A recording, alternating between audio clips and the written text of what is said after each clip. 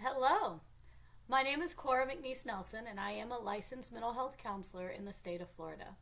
Today, we're going to go over a very useful coping skill that I refer to as the reset breathing technique.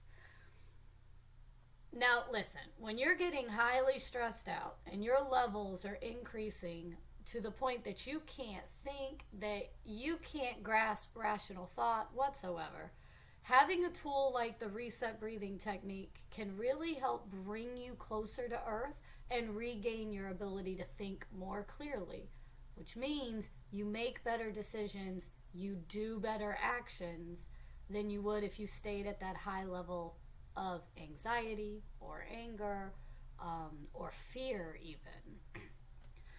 So, there are hundreds of breathing techniques.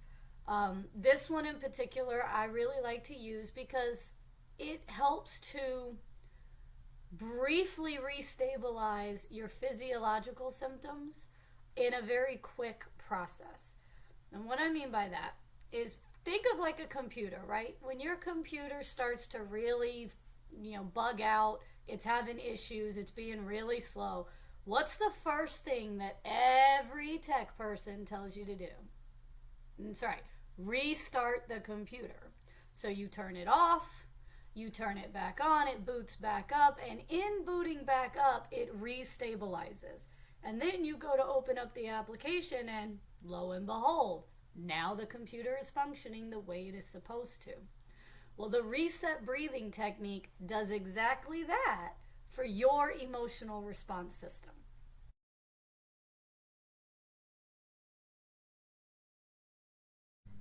So, the first thing I'm going to do is talk about a scale that I use frequently with my clients. You'll probably hear me reference this scale in any other coping skill videos that you happen to watch. But we use the scale 1 through 10 to determine how intense your emotion is before using the skill and after.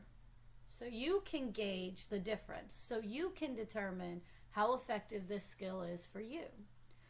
So the scale is 1 being totally calm and relaxed, chill, no issues, not having any difficulty at all. 10 is the emotion is so intense that it is a significant problem. So if you're angry, this will be you started punching somebody, but your butt is the one being put in the back of a police car, and you're the one going to jail for battery or for domestic violence or for a brawl in the bar. I don't know. If it's anxiety, it might be my heart's pounding so hard I think it's coming out of my chest. I don't think I can breathe. It's so bad I think I'm dying, so I'm headed to the emergency room. So, extremely intense, right? I want you to think about currently right now where you are on the scale of 1 to 10. Where do you feel you fall?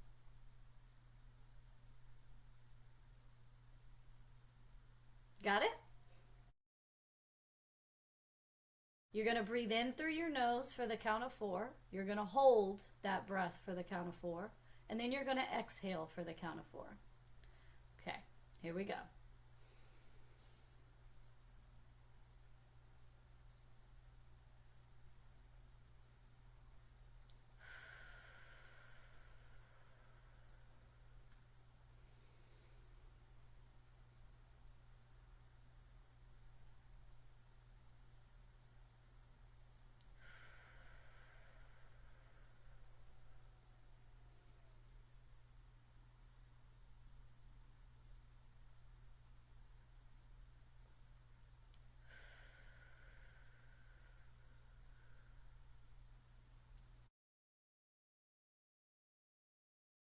I want you to make sure you're comfortable in your chair. You're going to uncross your arms, you're going to uncross your feet, you're going to be relaxed in your spot.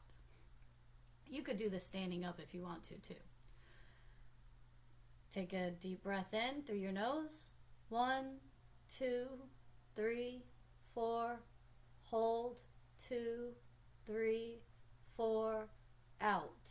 2, 3, 4. In. 2, 3, 4. Hold. 2, 3, 4.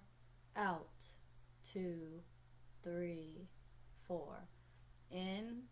2, 3, 4, hold, 2, 3, 4, out, 2, 3, 4. You can take one last cleansing breath, just a normal breath. And take a moment to feel through your body, what do you think you are at that scale now? Did you notice a difference? On average, most people are going to report that they have a 3-point drop. So if they were at an 8, now they feel that they are at a 5. If they were at a 5, now they feel that they are at a 2. Now everybody's different.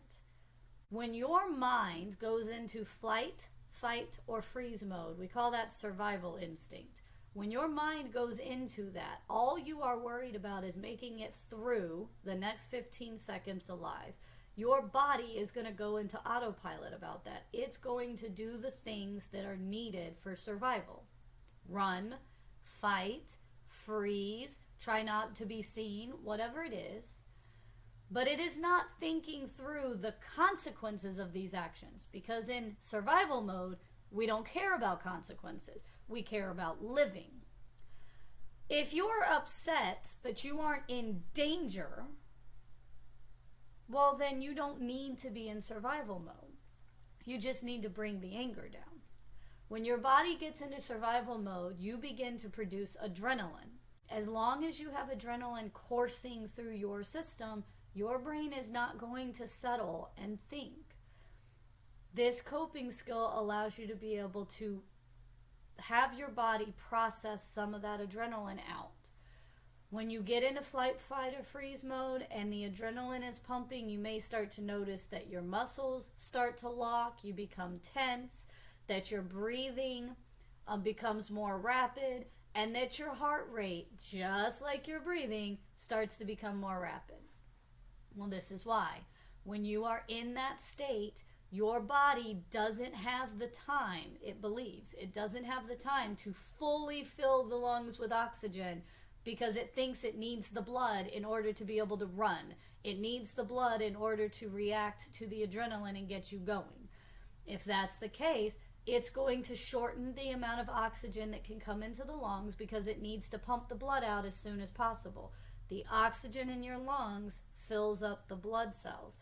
The blood cells go into the heart pumps it to push it out to the rest of the body. When you are in survival mode, your heart believes your body needs this blood now, so it's pumping it faster, which means it's not filling its compartments fully. And if it's not staying near the lungs long enough to be able to pull in that oxygen, you're pumping out half-filled blood cells quickly to these areas in the body.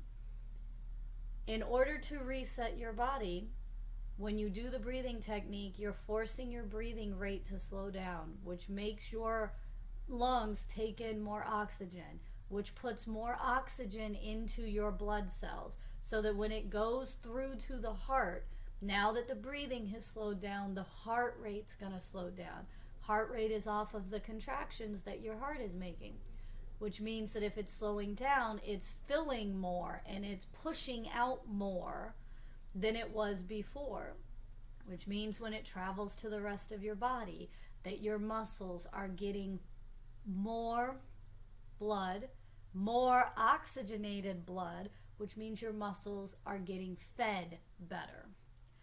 That allows them to be able to relax more. Now, they may not totally relax. You can use some other coping skills to make that happen, but they are going to feel like they don't have to be so tight, so tense, so strained.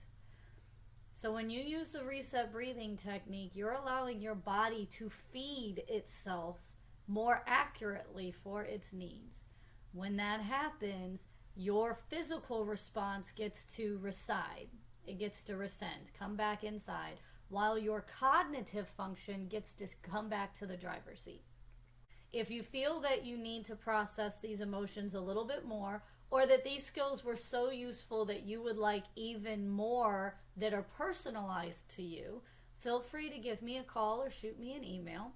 I do offer free 30-minute consultations